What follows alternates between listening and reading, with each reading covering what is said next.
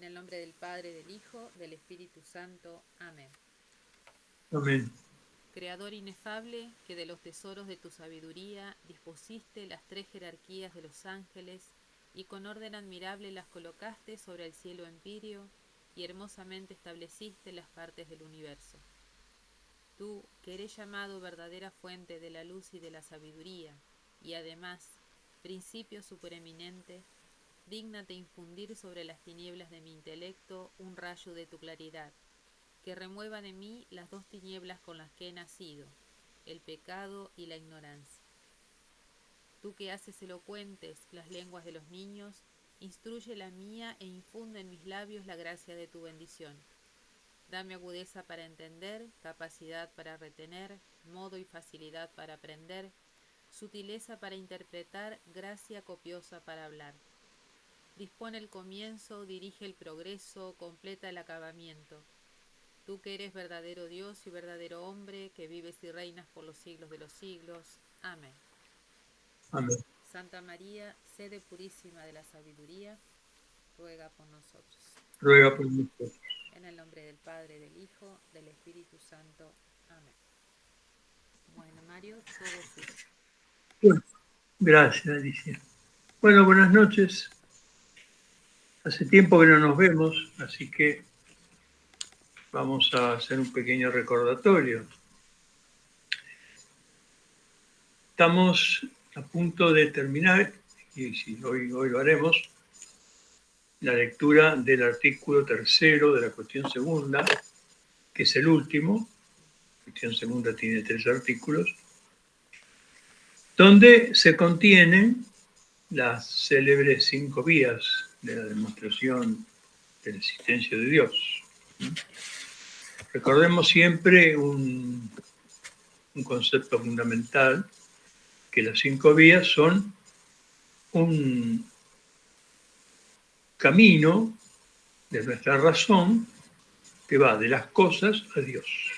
Es un camino, digamos, ascensional. A través de la experiencia directa de las cosas, llegamos a Dios.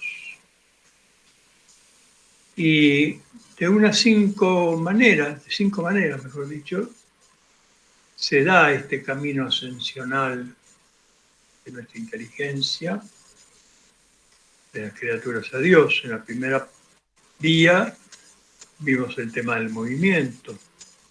Santo Tomás dice que la más manifiesta de todas.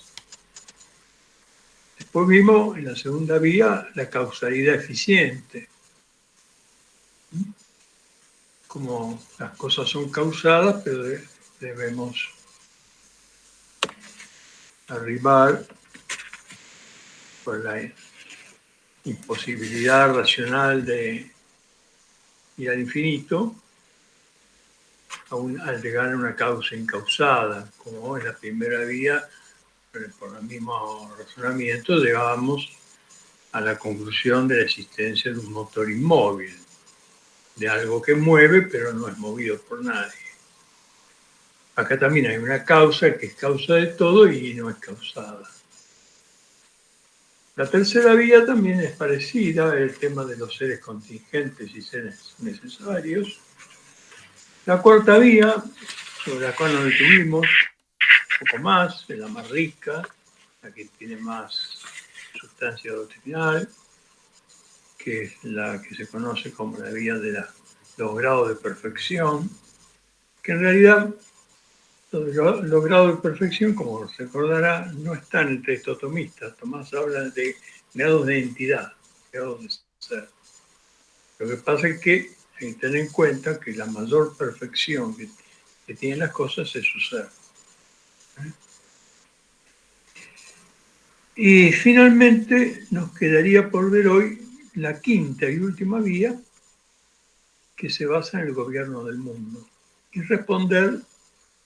leer y ver la respuesta de las dos objeciones que Santo Tomás pone en la estructura de este tercer artículo. Esta quinta vía se está tomada del gobierno de las cosas.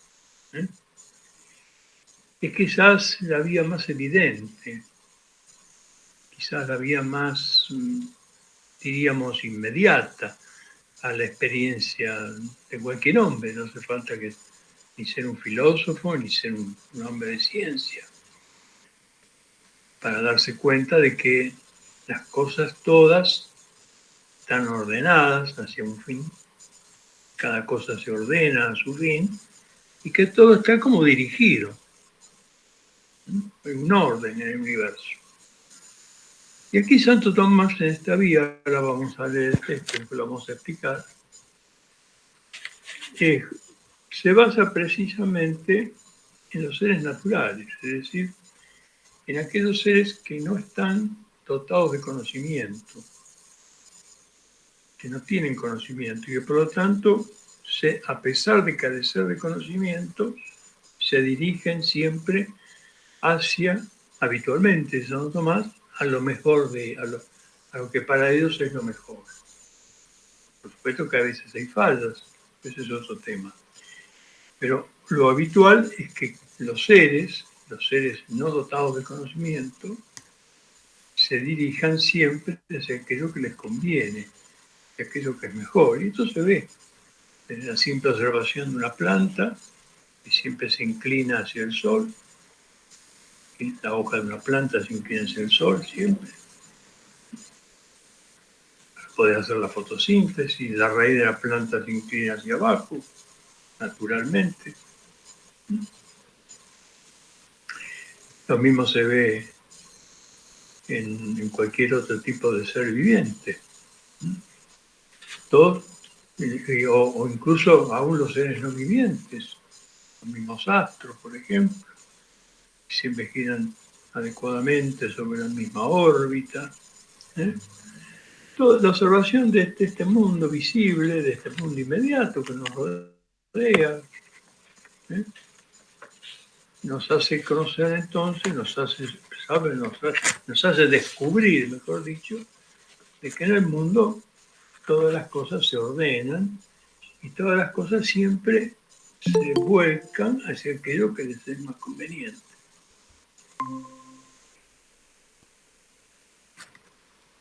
A partir de esta constatación, Santo Tomás va a hacer una serie de disquisiciones que después vamos a ver. Pero ahora vamos a leer directamente, como hacemos siempre. Vamos a leer el texto de la quinta vía y después vamos a tratar de explicitar. Quinta vía. Dice así. La quinta vía se deduce a partir del gobierno de las cosas. Pues vemos que hay cosas que no tienen conocimiento, como son los cuerpos naturales, y que obran por un fin. Esto se puede comprobar observando cómo siempre o a menudo obran igual para conseguir lo mejor. De donde se deduce que para alcanzar su fin no obran al azar, no obran al acaso, sino intencionadamente. Las cosas que no tienen conocimiento no tienden al fin sin ser dirigidas por alguien con conocimiento e inteligencia, como una flecha que es dirigida hacia el blanco por el arquero. Por lo tanto, hay alguien inteligente por el que todas las cosas son dirigidas al fin, y a esto llamamos Dios. Hasta aquí el texto. Vamos a tratar ahora de explicarlo un poco. Lo primero que llama la atención es que Santo Tomás aquí habla de los seres naturales, es decir, de los seres no dotados de conocimiento. No es que los seres dotados de conocimiento no sean naturales, por supuesto. Pero aquí la palabra ser natural tiene que ser entendida en términos de lo que también Santo Tomás, en otro lugar de su obra, llama la tendencia o el apetito natural, que es esa tendencia o apetito que las cosas tienen sin conocimiento, que no están dotadas de conocimiento, de ese fin al cual se dirigen. En cambio, Santo Tomás distingue otro tipo de tendencia o apetito, es aquel que va precedido de un conocimiento. A eso lo llama apetito ilícito. Entonces hay como dos tipos de tendencia o apetición hacia un fin. O algo procede, tiende hacia su fin de manera natural, sin conocimiento previo alguno, o algo tiende a su fin con un conocimiento previo del fin. Apetito natural, apetito ilícito. El apetito ilícito tiene que ver más que nada con la moral, pero bueno, eso es otra cosa. Simplemente hago esta aclaración para que se entienda a qué se está refiriendo Santo Tomás cuando habla del gobierno de las cosas naturales, los cuerpos naturales. Se refiere a esos cuerpos que no están dotados de conocimiento, que sin embargo se dirigen hacia su fin. Ahora bien, si algo que carece de inteligencia y algo que carece de la capacidad de discernir cuál es su fin, sin embargo, se dirige y llega habitualmente a ese fin, ello debe suponer necesariamente la existencia de algún ser inteligente que lo dirige. Y ahí que hay dos pasajes del texto que acabamos de leer que son claves. Dice que como cada cosa de manera habitual, a menudo dice, cada cosa obra siempre igual para conseguir lo mejor, la planta siempre inclina su hoja hacia el sol, su raíz hacia la tierra, el hornerito hace siempre su nido exactamente igual. De eso se deduce, dice Santo Tomás, que para alcanzar su fin no obran por azar, no obran por acaso, sino que obran intencionadamente. Y acá la palabra intencionadamente tiene un peso muy importante. ¿Por qué? Porque ¿a qué se refiere esto? Se refiere al hecho de que las cosas, siempre hablamos de aquello que no tiene conocimiento, que procede sin conocimiento del fin. Sin embargo, a pesar de carecer de ese conocimiento del fin, hay una intencionalidad en ellos. Hay como una intención, es decir, una tendencia a. No son juguetes de un azar, de un acaso, que van para allá o van para acá. No se niega el azar existe, pero no es este el caso. Acá hay una intencionalidad. Entonces, el primer punto fundamental es esto, destacar que las cosas que están dotadas de un apetito natural y que, por lo cual, de manera habitual, a menudo, se dirigen siempre hacia aquello que les es mejor, que es su fin, no están sujetas a una causa, a una casualidad. A una casualidad, a un acaso.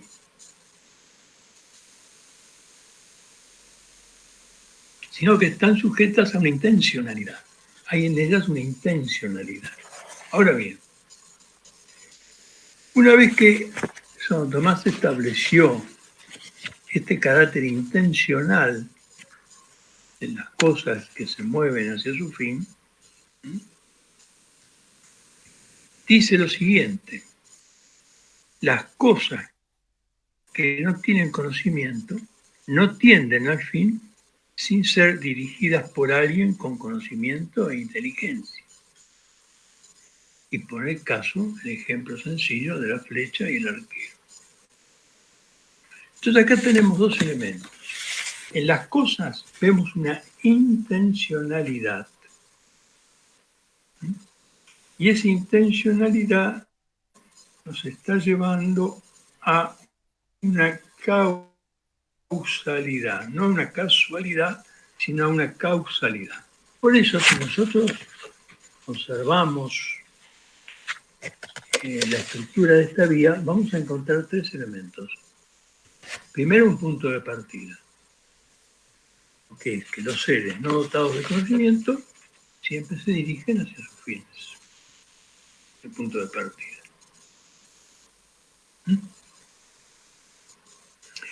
Y eso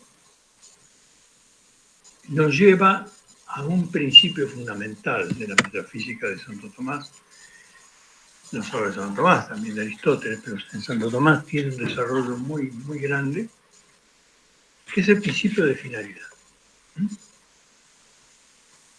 ¿Cómo se puede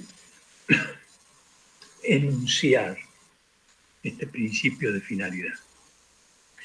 Que es clave, es una clave metafísica fundamental para poder entender muchas cosas en Santo Tomás. Pero ahora queremos tratar de entender la quinta vía. El principio de finalidad se puede enunciar diciendo que todo agente, siempre que obra por un fin. Siempre que obra por un fin. Y este es el corazón de la vía.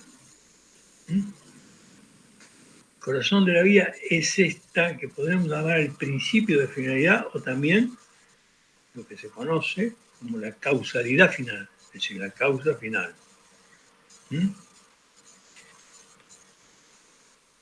Entonces, el primer principio clave que está aquí en juego es el principio de finalidad. Toda gente cuando obra, siempre obra por un fin.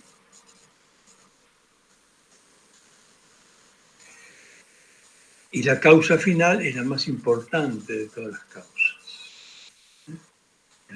Tomás va a decir que la causa final es la causa de las causas y la causa de la causalidad de las demás causas.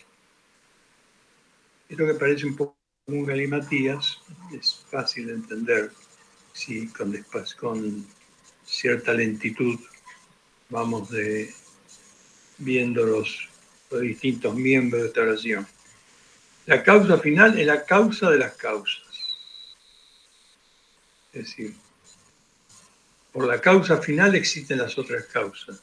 En orden a la causa final existe la causa material, la causa formal y la causa eficiente. Pero además ella no solamente es causa de las causas, sino que es causa de que las otras causas sean causas.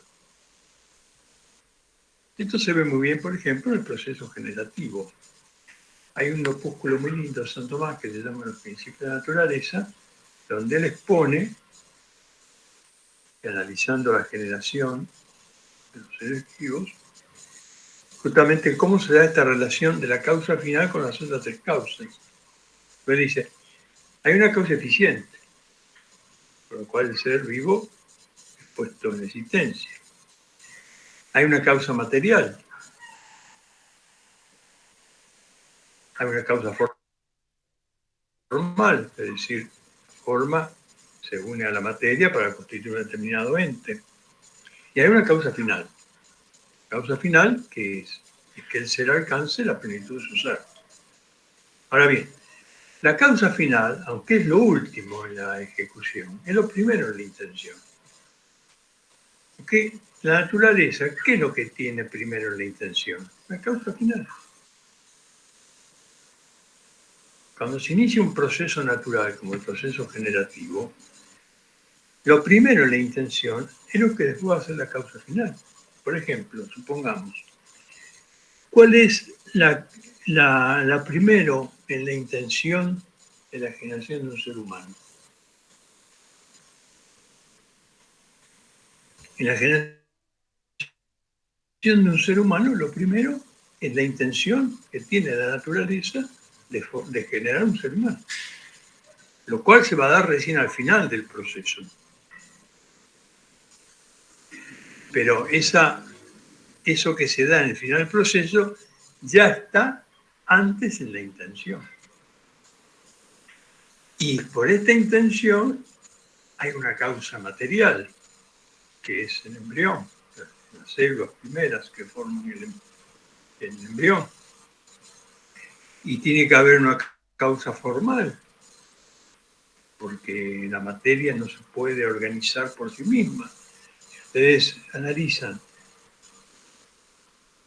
cómo se dan los primeros y los sucesivos pasos en esa primera célula que se forma en la unión del espermatozoide con el óvulo, se llama cigoto, cómo ese cigoto se va dividiendo, diferenciando, etcétera, etcétera, ahí tiene que haber un principio formal, obviamente.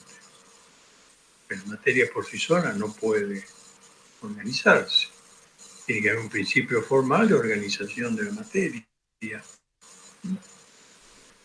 Entonces ahí tenemos la causa eficiente, la causa material, la causa formal. Y finalmente, cuando termina el proceso, tenemos constituido un hombre.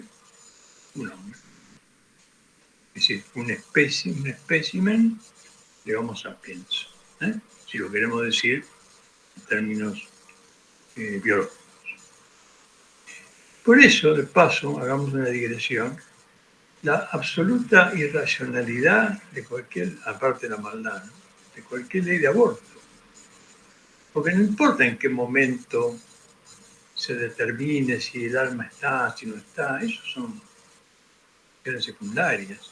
Señores, cada vez que un óvulo y un espermatozoide se unen, hay una intencionalidad. De intención en nosotros que formar un ser humano. Por lo tanto, el ser humano ya está en la intención, en el inicio mismo del proceso. Después habrá una materia sobre la cual, a partir de la cual se formará el ser humano, mediante la acción del principio formal. Hasta finalmente llegaremos a la causa final, que es la constitución de un ente natural, un hombre, etc. Bien. Entonces es muy importante esto, muy importante esta primacía de la causa final. Ella está en el principio a modo de intención, está en el final a modo de consumación o de ejecución. Entonces es muy importante esto. Y acá el principio de finalidad juega de una manera decisiva en esta quinta vía. Porque Santo Tomás dice claramente, todo se dirige hacia su fin. Todo se dirige hacia su fin. Por eso que todo está centrado en la causalidad final. Ahora bien, una vez que se ha establecido este principio de que todo lo que obra, obra por un fin, y todo lo que obra, obra de manera ordenada hacia ese fin, pero como estamos en presencia de seres que carecen de conocimiento, por lo tanto no tienen un conocimiento del fin al cual puedan dirigirse de alguna manera, Santo Tomás excluye de la vía otros tipos de tendencia hacia fin. Y se basan nada más que en esta vía en los seres no dotados de conocimiento. ¿Por qué? Porque es el momento, el lugar, como vamos a ver después, donde mejor se ve esto de que las cosas obran por una intención natural y no por azar. Porque puede decirse, por ejemplo, bueno, pero los animales tienen un cierto conocimiento, pueden orientarse por sí mismos, el hombre tiene voluntad, tiene inteligencia. De eso se va a ocupar Santo Tomás hacia el final del tratado, de la primera parte, cuando habla del gobierno del mundo. Algo de eso vamos a mencionar hoy. Pero Santo Tomás excluye de la vía todo esto y se centra en este tipo exclusivo de ente o de ser que obra siempre intencionadamente en orden a un fin, causalidad final. La principalidad, la absoluta primacía de la causa formal en todo. Ahora bien, pero continuemos con la lectura, retomemos la lectura. Una vez que Santo Tomás ha establecido este principio de finalidad, toda obra, toda gente obra siempre por un fin, dice, las cosas que no tienen conocimiento no tienden al fin sin ser dirigidas por alguien con conocimiento e inteligencia como la flecha por el arquero. Aquí estamos entonces ahora yendo de la causa final, del principio de finalidad, a un principio de causalidad superior a la causa final. No superior en la causa final, digo, sino más allá de la causa final, por fuera de la causa final de aquello que intencionadamente se dirige hacia su fin. ¿Por qué? Porque no se mueve solo hacia su fin. Esto de San Juan es muy claro. Tiene que ser dirigido por alguien que tenga conocimiento e inteligencia. Si todo aquello que se mueve mediante una intencionalidad, mediante una finalidad intrínseca, pero sin conocimiento de esa finalidad, tiene que ser dirigido por una inteligencia. En una palabra, todo lo que se dirige a un fin sin conocimiento del fin, tiene que ser dirigido hacia ese fin por alguien que conozca el fin. O dicho de una manera mucho más simple, donde hay un orden, tiene que haber un ordenador. Si en las cosas que carecen de conocimiento se da esa regularidad en el orden que acabamos, que ese ha sido el punto de partida de la vida, y de acuerdo hemos deducido que hay un principio de finalidad, lo cual todo se dirige a su fin. Bueno, en el caso de los seres que carecen de conocimiento, es evidente que necesitan que los dirija alguien que sí está dotado de conocimiento. Y pone un ejemplo muy sencillo. La flecha no va sola del blanco. Si el arquero no la dirige hacia el blanco. Entonces las cosas carentes de conocimiento, pero que sin embargo notoriamente exhiben, en experiencia inmediata, exhiben esa intencionalidad hacia el fin, es evidente que tiene que haber alguien que las ordene hacia ese fin.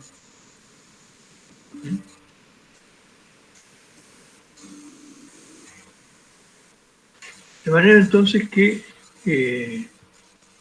llegamos al segundo momento de la vida.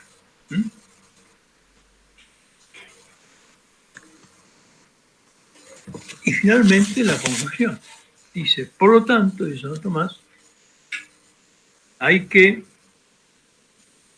alguien inteligente por el cual todas las cosas son dirigidas al fin.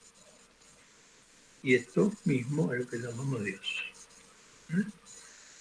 Es decir, así como todo aquello que no tiene entendimiento, que no tiene conocimiento, sin embargo, con una admirable regularidad se dirige siempre a su fin, es evidente que tiene que ser dirigido por alguien que sí tenga conocimiento y que sí haya, digamos así, inducido en esas cosas esa intencionalidad natural.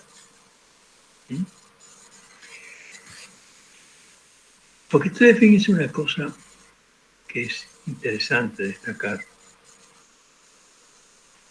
Todas estas operaciones, estas acciones que venimos tomando, liderando, el tropismo de las plantas, el movimiento de los astros, etc., son operaciones naturales.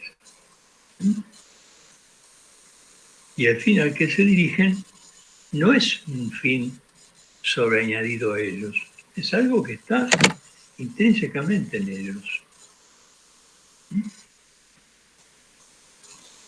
El hombre puede, de alguna manera, en su relación con la naturaleza, también dirigir las cosas naturales.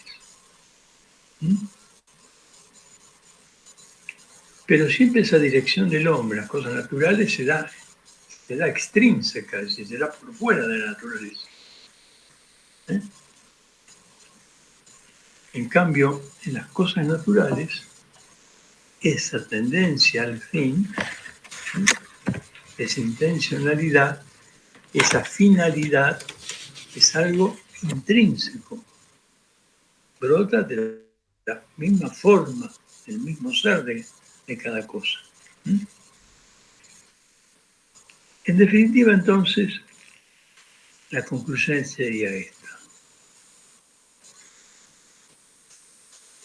Todas las cosas no desprovistas de conocimiento se dirigen con absoluto orden y regularidad hacia su fin. Ese fin no es en ella algo extrínseco, es intrínseco, es de ellas. Por lo tanto, nos llevan a postular racionalmente la existencia de una inteligencia superior, una inteligencia que las dirija hacia su propio fin. Por eso el padre Fabro tiene un texto muy lindo que resume todo esto que acabamos de decir, que dice así: la inteligencia que impuso el fin intrínseco de los entes naturales es también la causa de todo el ser de estos entes. Porque esta finalidad, esta tendencia al fin, es algo que es parte del ser de las cosas. No es algo ajeno al ser, parte del ser de las cosas. Entonces, el mismo que impuso este fin es el mismo que ha dado el ser. Esto supone, dice Fabro, la dependencia total del mundo respecto de Dios, la cual exige que en el mundo todo, no solo la forma, sino también la materia, proceda de Dios, por un acto de creación de la nada. Fíjense que esta vía después va a tener en el desarrollo posterior de la exposición atomista una importancia fundamental, porque va a estar implicada aquí el tema de la creación y el tema del gobierno del mundo. El Tratado del Gobierno del Mundo es el último tratado de la primera parte. Y el Tratado de la Creación es el que sigue después del Tratado de Dios Unitrino. Entonces, Dios creador crea todo el ser de las cosas. Y al mismo tiempo que les da el ser, les da su finalidad. Y al mismo tiempo que les da su finalidad, las ordena y las gobierna hacia su fin. Y en este sentido, dice Fabro, la providencia universal de Dios está fundada sobre la creación, y esto es lo que se afirma en la quinta vía. Es decir, cuando Dios crea, Dios no deja la creación librada a sí misma. El mismo Dios que crea conserva las cosas en su ser y las dirige hacia su fin. Por lo tanto, es importante que tengamos en cuenta que esta quinta vía va a tener después una importancia muy grande en el desarrollo posterior de toda el Tratado de la Creación y el Tratado del Gobierno del Mundo. Por supuesto que acá está sintetizado el tema. Esto después desplegado va a dar lugar a todo el Tratado de la Creación, que es muy extenso, y el Tratado del Gobierno del Mundo, donde San Tomás no solamente va a poner en consideración aquellos seres que carecen de conocimiento, como es el caso de la vía, sino que además va a poner también aquellos seres que por su propio, por poseer algún modo de conocimiento, o en el caso del hombre libre albedrío, se dirigen en cierto modo por sí mismos hacia sus fines. Pero ese dirigirse por sí mismos hacia sus fines solo es una cosa segunda, porque siempre la causa primera es Dios. Eso se dice que Dios gobierna el mundo mediante las causas segundas. Pero ¿quién ha creado esas causas segundas? ¿Quién ha puesto en los seres creados esa segunda causalidad? el mismo Dios. Eso se ve muy bien en el tratado de Dios providente, de Dios gobernador del mundo. Entonces, recapitulando esta quinta vía, diremos que en síntesis es esto. Punto de partida, la experiencia de que en el mundo hay un orden.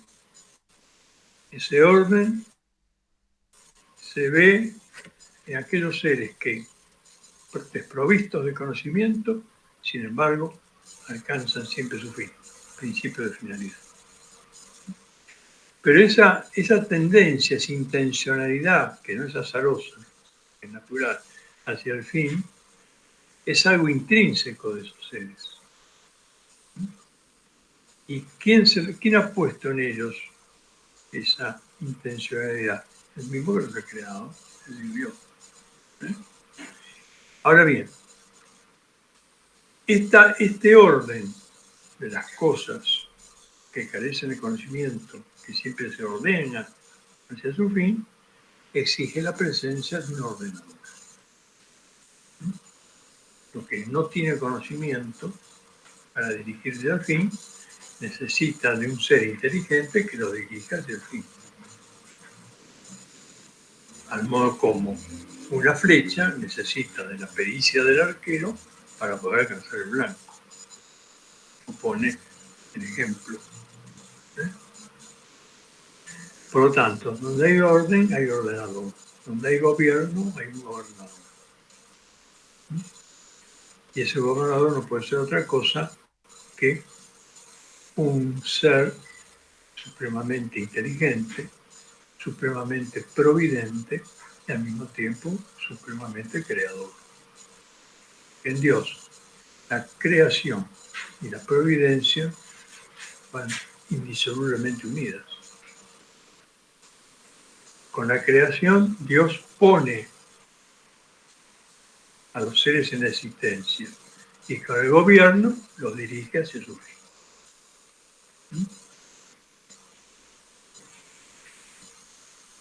Bueno, esa suprema inteligencia, dice Santo Tomás, ese alguien inteligente, por el cual todas las cosas se dirigen a su fin, esa especie de arquero con mayúscula que dirige todas las flechas hacia el blanco, es lo que llamamos Dios.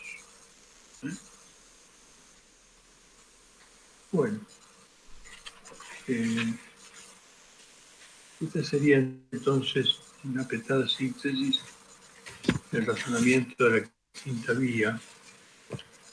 Si hay alguna duda, alguna pregunta, si no, pasaríamos a la lectura y respuesta de las dos objeciones que pone Santo Tomás en el artículo tercero.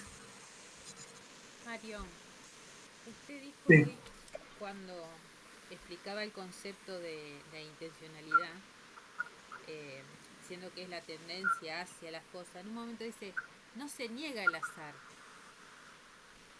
O sea, hablar de azar, ¿cómo se define? Porque si hay un efecto... El azar es aquello que puede ocurrir o no puede ocurrir. Ah, está bien. El azar es aquello que es justamente lo opuesto a la intencionalidad. Cuando alguien obra al azar, obra sin ninguna intención. Le voy a poner un ejemplo. Ayer vi una película policial donde la asesina, la víctima es un chico, ¿no? Bueno, hijo natural de la madre que al final resulta la asesina. ¿Qué hace la madre? ¿Cómo la asesina el hijo? Al hijo le gustaban las galletas. Entonces ella cocina 4 galletas. A las 2 le pone veneno y a otras 2 no les pone veneno. Entonces dice, voy a dejar librado el azar si yo tengo que quedarme con este hijo, ¿no? Porque ella además es una mujer rica, poderosa, que ha tenido ese hijo en una aventura extramatrimonial, ¿no? Entonces le pone el plato con las 4 galletitas al chico. Y el chico tuvo la mala suerte, el azar, se comió la envenenada y se murió. Bueno, eso es obrar al azar. ¿Cuál hubiera sido un obrar intencional? Que yo hubiera puesto las 4 galletitas envenenadas. Ahí sí. Ahí hay una intencionalidad. Lo otro se queda librado al azar. Ahora, ¿existe algo azaroso en el universo? Sí, hay algo azaroso en el universo, pero en realidad lo que caracteriza al universo en cuanto a su orden no es el azar, sino la intencionalidad. Hay un libro muy interesante de Monod que se llama El azar y la necesidad. Monod es un evolucionista. Fíjense lo que dice Monod. Monod dice, cuando observamos las operaciones del ser humano, las obras de arte, por ejemplo, todo lo que el ser humano opera, todo aquello que es fruto de la actividad técnico-artística del hombre, dice Monod, responde a un proyecto. Es decir, un arquitecto no hace una casa, sino mediante un proyecto. Esa casa es la expresión de un proyecto de arquitecto. Sería, digamos, la intencionalidad. El arquitecto, al hacer una casa, está movido por intencionalidad. Por eso que la casa sería, dice Monod, proyectiva, porque es la proyección de esa intencionalidad del artífice. En cambio, dice, la naturaleza no es proyectiva. La naturaleza es azarosa. Entonces, fíjese a dónde se llega, ¿no? Es decir, no hay ningún inconveniente en suponer que los rascacielos de Nueva York necesitan de un arquitecto inteligente con intención. Y sin embargo, la formación de las montañas, de los ríos, de los animales, el ritmo de los astros, eso todo azaroso. Bueno, ahí se ve justamente el defecto de esta mentalidad evolucionista, ¿eh? El efecto de la que hace, porque justamente lo que niega el evolucionismo es el principio de finalidad. ¿Se puede hablar de una cierta evolución? De cierto modo sí. Hay una evolución en el mundo, pero hay una evolución dirigida a un fin. En cambio, la evolución darwiniana no tiene finalidad. Se ha eliminado la causa final de la visión del mundo y se ha reemplazado por el azar. Entonces, si bien existen cosas azarosas en el mundo, pero lo habitual no es el azar. Lo habitual es la intencionalidad. No sé si esto queda más o menos claro, Alicia.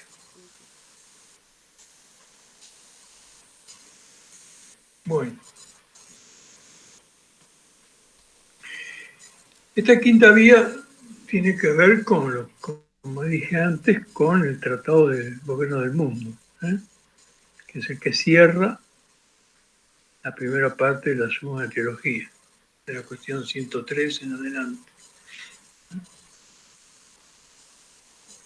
Bueno, entonces vamos a proceder a la lectura y a la respuesta de las objeciones.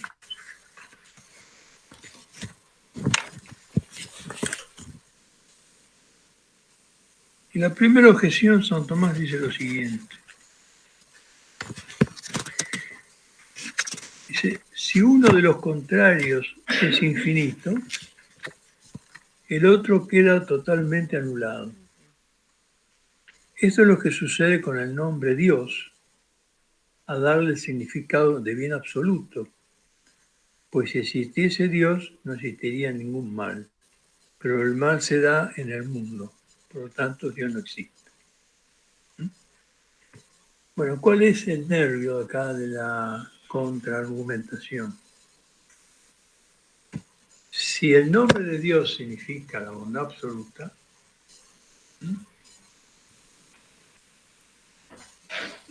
eso debiera excluir la existencia del mal. Debiera excluir la existencia del mal. ¿Cómo sería este Dios que sin embargo coexiste, que es bondad absoluta, que coexiste con el mal?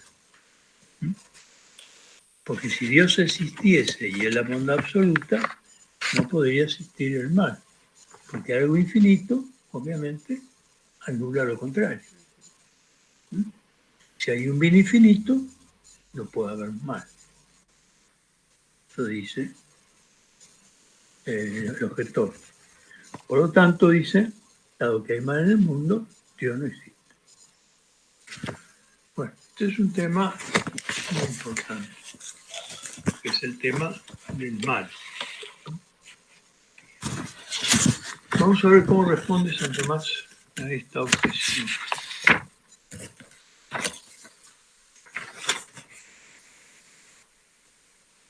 Dice, a lo primero hay que decir que, como enseña San Agustín en su libro El Enquiridion, Dios, por ser el bien sumo, de ninguna manera permitiría que hubiera algún tipo del mal en sus obras, a no ser que por ser omnipotente y bueno, del mal sacara un bien.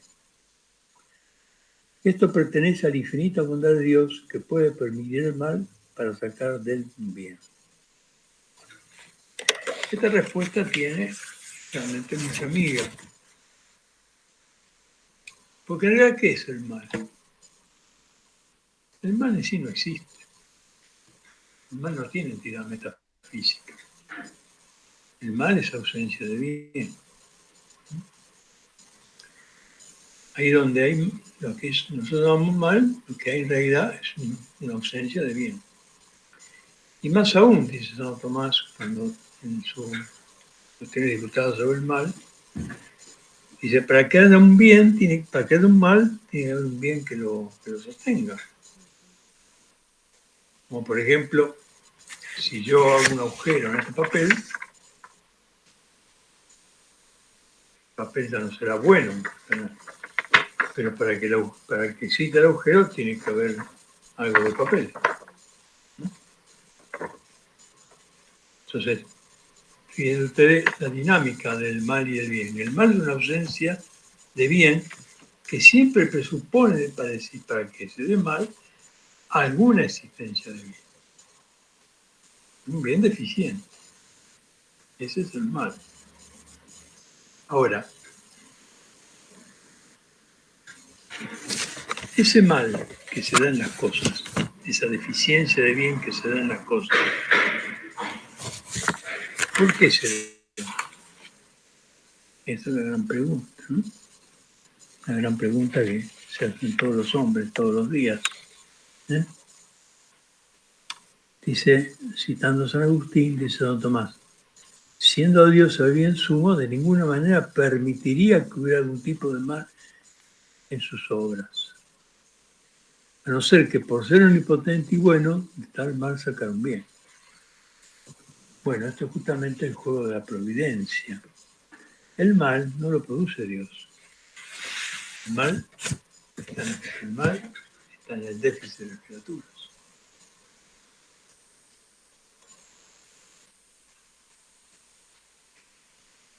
Ahora, ese mal que procede de un déficit de la bondad de las criaturas no está en la intención de Dios ni está en lo que Dios ha hecho.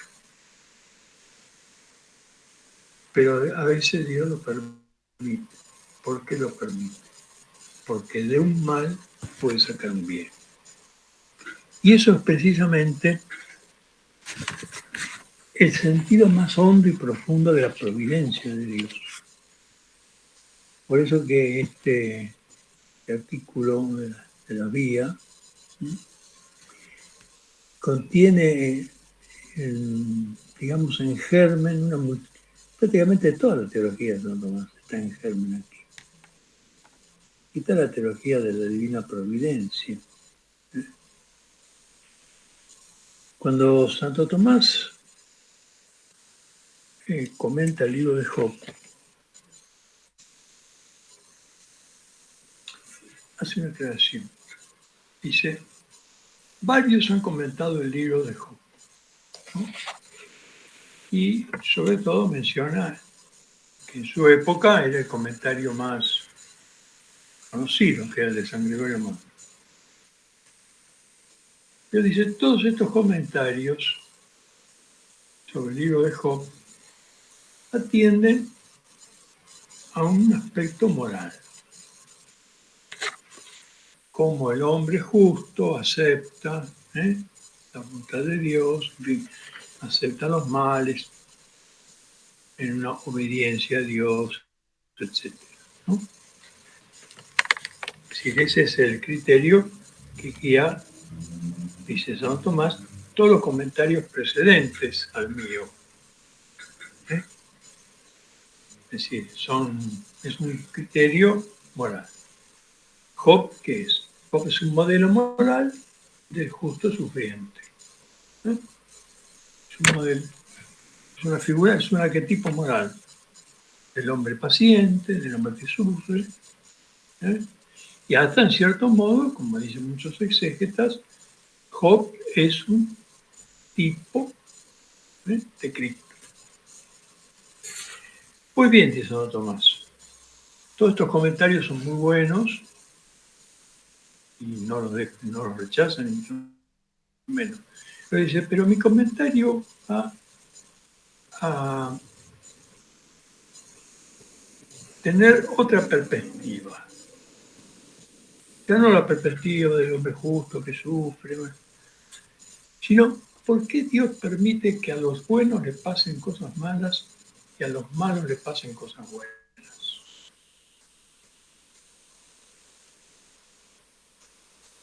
Ese es el punto donde Santo Tomás va a centrar todo su comentario sobre el libro de Job. ¿Por qué Dios permite? ¿Por qué está esta voluntad permisiva de Dios de que a los buenos les pasen cosas malas y a los malos les pasen cosas buenas? Porque en el plan de la providencia de Dios, ese mal, en definitiva, termina sirviendo el bien. Porque en su infinita providencia, Dios hace que ese mal sirva el bien. Y fíjense otra cosa. En la misma época en que Santo Tomás redacta el comentario del libro de Job, simultáneamente redacta el libro tercero de la Suma contra Gentiles, que toca el mismo tema, el libro tercero de la contra Gentiles, la providencia de Dios. Ahora, ¿por qué se vale Dios del mal para ponerlo al servicio del bien? ¿Por qué Dios encadena el mal al bien? Bueno, eso es un misterio. Aquí nos encontramos con el límite del misterio. De manera que la respuesta que le podemos dar al objetor y a tantos otros que pueden tener la misma objeción es justamente esta, que en la voluntad positiva de Dios no está el mal, sino está en su voluntad permisiva. Dios permite el mal. Siempre es ausencia de bien, no tengamos presente eso. ¿Por qué Dios permite este déficit en el bien? ¿Por qué Dios permite este mal? Hay distintas clases de males. Hay mal moral y hay mal que no es moral. ¿Por qué permite el mal? Porque siempre ese mal, en el plan de la providencia de Dios, termina sirviendo al bien. Y más de esto no podemos avanzar en la respuesta. Eso es lo que Santo Tomás concluye después en su comentario del libro de Job. Y en el libro tercero de la contra Gentiles. Bueno, ¿se entendió esto? Podemos pasar a la segunda y última objeción.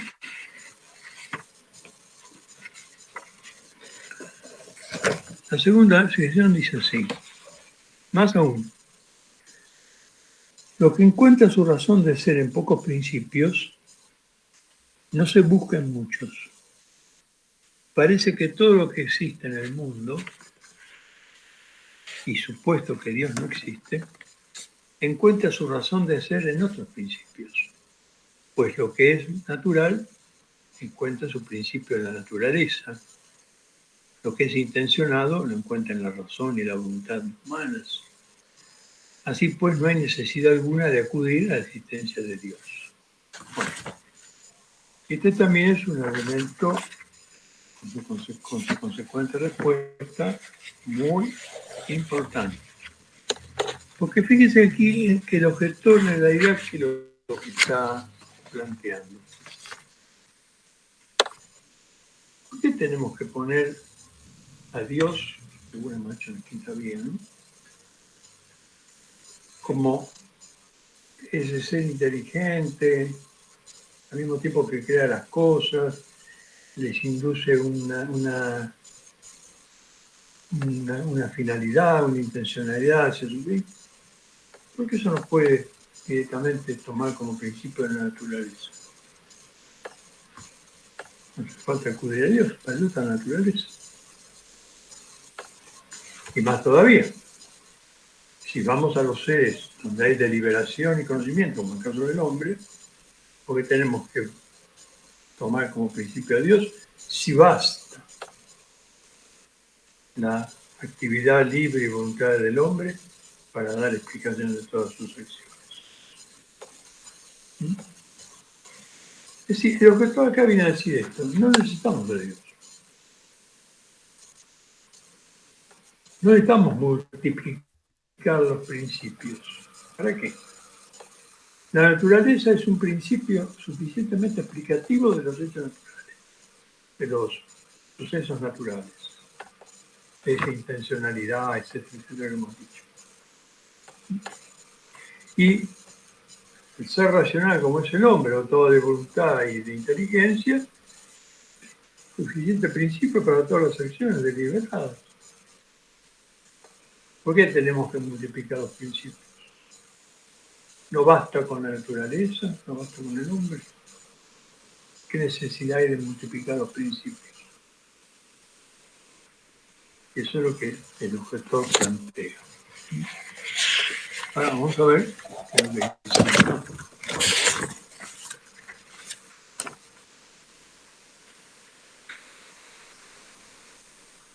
Dice a lo segundo,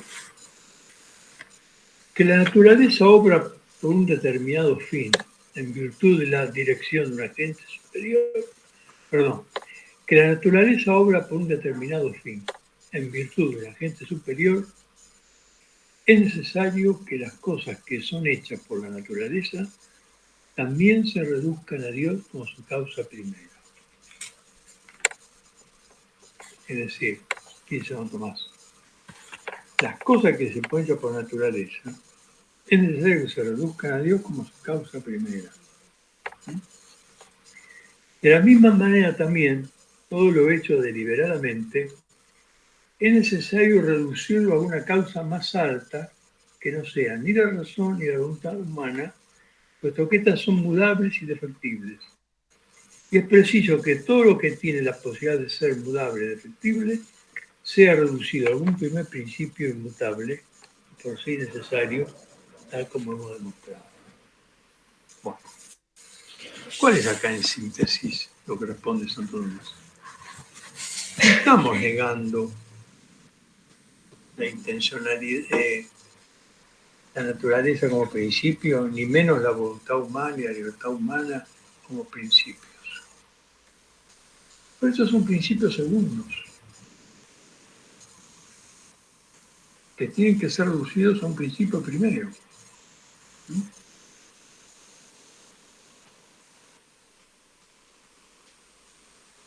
¿Por qué? Porque los principios del mundo siempre son defectibles, inmudables. Tanto la naturaleza es defectible e inmudable, también lo es el hombre en sus decisiones. Por lo tanto, para que haya un orden adecuado en el mundo, no se puede dejar la naturaleza o la deliberación humana como principios autónomos absolutos. Es necesario, para la perfección de ese orden, que exista por encima de esos principios segundos un principio primero. Y esto nos lleva directamente al tratado, otra vez, al Tratado del Gobierno del Mundo. Yo traje un texto acá que creo que lo va a aclarar esta reflexión.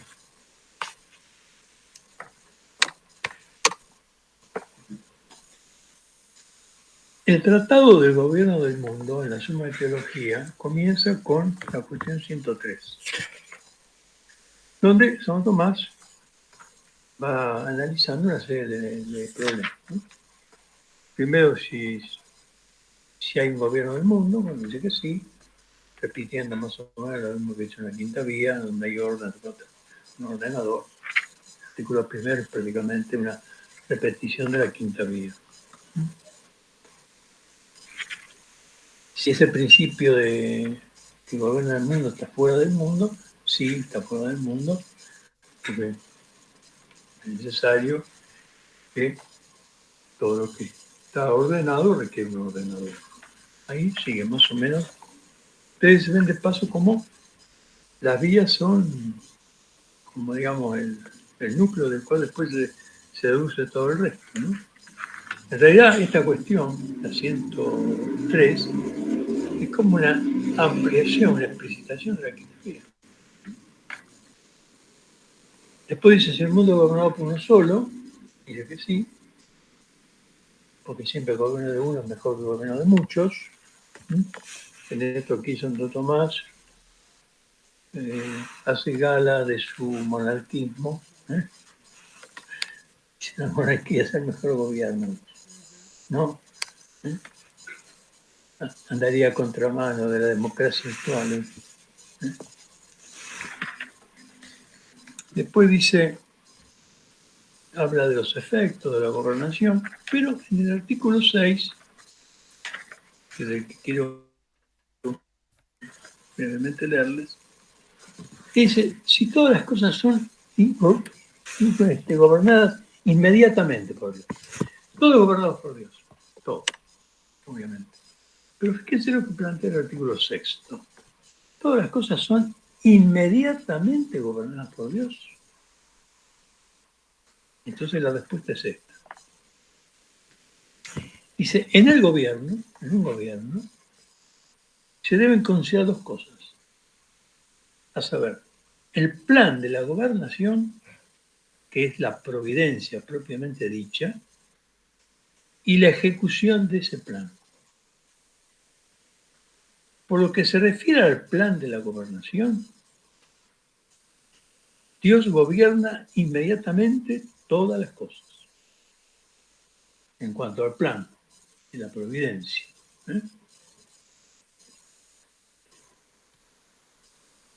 Pero en cuanto a la ejecución de ese plan, Dios gobierna unas cosas mediante las otras. Una distinción muy fina y muy importante para entender el tema de la providencia y del gobierno de Dios.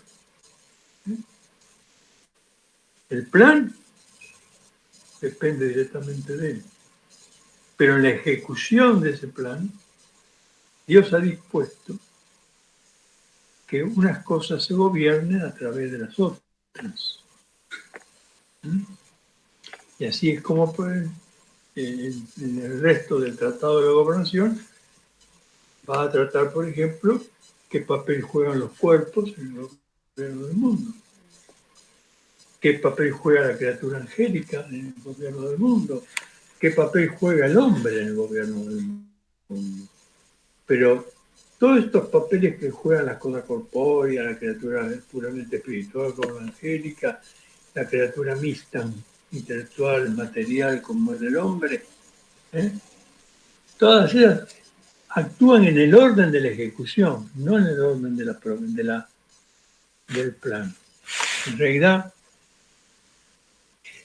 la palabra latina que usa Santo Tomás no se traduciría tanto como plan. Dice ratio gubernationis, la razón de del gobierno, es decir, la esencia, vendría a ser como el sentido. Acá la palabra ratio, que traducen por plan, yo no hubiera traducido por plan, hubiera puesto la razón, la causa misma de ser, la razón misma de ser del gobierno, ¿sí? Más que un plan. Está bien, un poco la palabra plan está del todo mal, pero quiero decir, si uno va al texto latino, encuentra matices semánticos más ricos, ¿no? Ratio gobernaciones, dice, no le dice plan. Ratio, la ratio acá viene a ser como el logos, el sentido, ¿eh? La razón misma de ser de algo. ¿Eh? Eso depende de Dios. ¿Eh? Y después dice la ejecutiva. Dice latín, la ejecución. Ahí sí está bien traducido. ¿Eh? Entonces, ahí están dos cosas que juegan. La ratio, gobernaciones, y la execución, gobernaciones. Es decir, la razón de ser de la gobernación y la forma como se ejecuta. Por eso hizo más, por lo que se refiere entonces a la razón de la gobernación, Dios gobierna inmediatamente todas las cosas. Pero en cuanto a la ejecución de este plan, digamos, ¿eh? Dios gobierna unas cosas mediante otras. Y la razón de esto, dice San Tomás, es porque, siendo Dios la esencia misma de la bondad, cada cosa se debe atribuir a Dios según lo mejor que en ella cabe. Pero lo mejor en todo género de conocimiento práctico, cual es el plan de un gobierno, consiste en que se conozcan las cosas particulares sobre las cuales versa el acto o operación de la razón.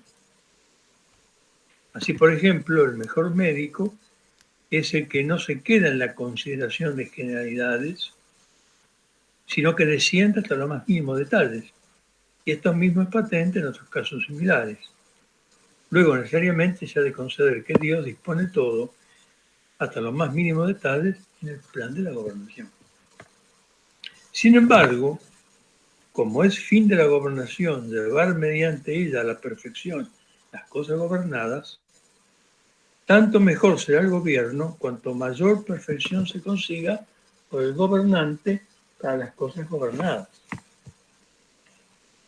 Ahora bien, mayor perfección es si una cosa, además de ser buena en sí misma, puede ser causa de bondad para otros, que si es únicamente causa de la bondad de sí misma. Y por eso, de tal modo, dice, fíjense qué lindo ejemplo, Dios gobierna las cosas que hace a una ser causa de otras en la gobernación, como un maestro que no solo hace instruidos a sus discípulos, sino que los hace además capaces de ellos instruir a otros. ¿Eh? Es decir, está en la perfección de la ejecución del plan divino, ¿eh? Que en cuanto a plan, en cuanto a ratio, depende claramente de Dios, pero está en la ejecución de que las cosas que han sido creadas no solamente tengan una bondad para ellas mismas, sino que las puedan transmitir a otros. Y así como Dios gobierna las cosas en la ejecución de su gobierno, valiéndose de las causas segundas. ¿Eh? Como un maestro, dice, no solamente instruye a sus discípulos, sino que hace que a su vez los discípulos sean después maestros de otros. ¿Eh? Y esa es la economía del gobierno de Dios. La economía del gobierno divino, de la gobernación del mundo es esta. ¿Eh? Hay una ratio gobernacionis, que es la providencia de Dios, que esa depende directamente, inmediatamente de Dios, pero hay una ejecución, hay un desarrollo en el cual Dios, por su infinita bondad, como Dios es bondad infinita y se transmite y se participa, ha hecho que los seres no solamente tuvieran una bondad propia, sino también una bondad que sea capaz de transmitirse de un ser creado a otro ser creado. Y cuanto más alta es la nobleza y la dignidad de ese ser creado, más participa en el gobierno del mundo. ¿Los cuerpos participan? En alguna medida sí, dice Santo Tomás.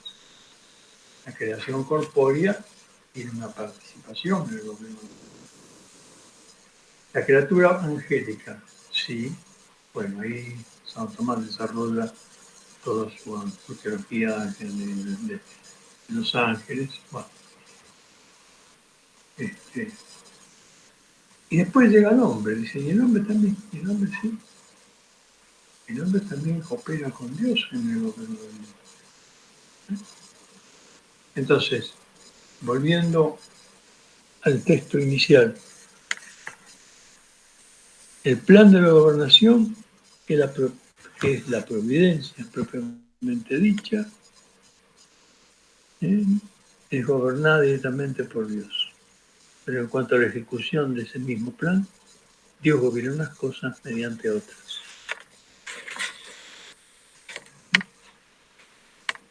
Y esto entonces daría la respuesta al objetor de la objeción segunda. Pero fíjate que aquí lo que Tomás está dando son razones de conveniencia. ¿Por qué es conveniente que la naturaleza no sea ella en sí misma principio de todas las cosas naturales? Porque no sería perfecto.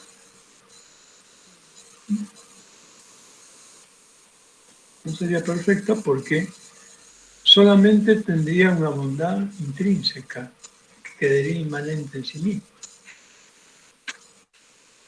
En cambio,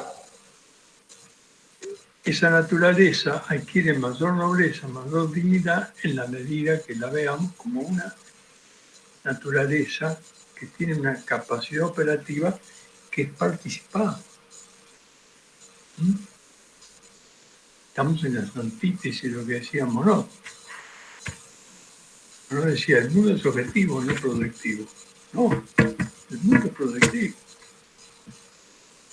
Y en eso reside su dignidad. Y en eso reside justamente la grandeza ontológica de todo lo creado, que es participación en el ser de Dios. Pero Dios no solamente participa el ser de las criaturas, también participa su capacidad de obrar. Por eso se vale de ellas para obrar. Bueno, estas cosas darían para mucho más, pero por ahora dejamos acá. Con esto terminaríamos la lectura de la cuestión segunda. No sé si hay alguna pregunta o algo que quieran hacer.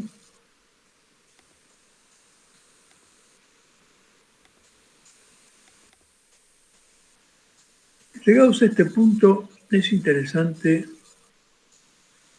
reafirmar una vez más lo que he dicho. En realidad, en las 5 vías se contiene, como en germen, todo el desarrollo posterior de la teología de Santo Tomás. Sobre todo lo que hace a Dios creador. Dios creador, Dios gobernador.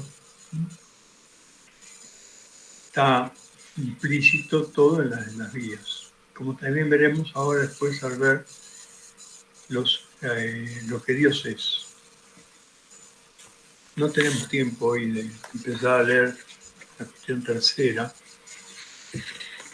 pero la cuestión tercera, que habla de la simplicidad de Dios, fíjense que, pues lo vemos la vez que viene, en realidad dice Santo Tomás, una vez que sabemos que algo es, tenemos que saber cómo es. Pero resulta, dice, que es de Dios, más que saber cómo es, sabemos cómo no es. Porque ¿cómo podemos llegar nosotros al conocimiento de cómo es Dios, sino a través de removiendo de Dios todo aquello que es propio de la criatura? Entonces decimos, Dios es simple, ¿por qué? Porque no está compuesto, no emite composición. Aquí en el artículo primero, la cuestión 3, que habla de la simplicidad de Dios, se niega en Dios, se afirma la simplicidad de Dios, porque en realidad lo que se está negando es su composición. Y así de las demás cosas. Y ahí va, en este tema de la simplicidad de Dios, de la infinitud de Dios, de la inmutabilidad de Dios, vamos a ver que se reiteran los temas de las vías.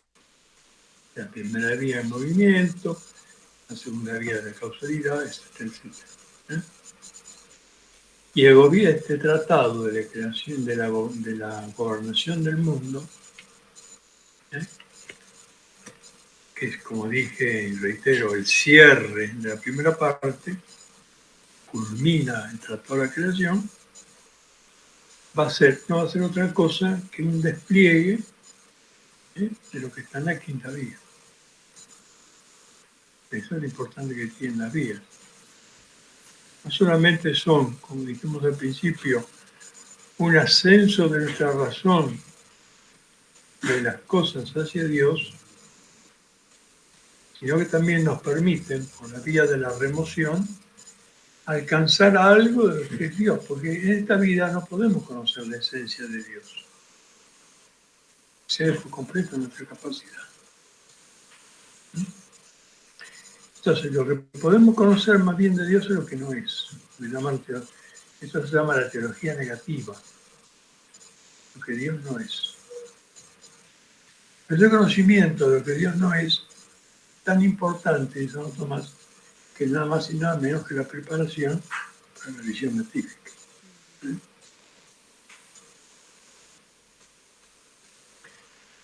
Bueno, esa sería entonces la llamada teología negativa de Santo Tomás.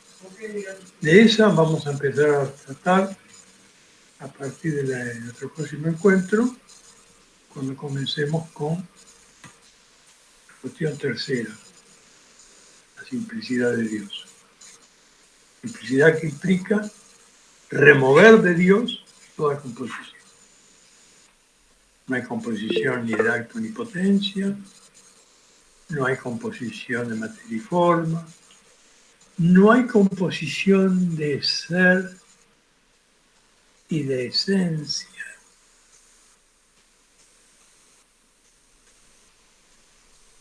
No hay composición de sustancia y accidente. Todo eso que está en la criatura, Dios nos da. Y San Tomás va a ir dando las razones por las cuales no se da Dios. Porque hay que remover de Dios todo esto.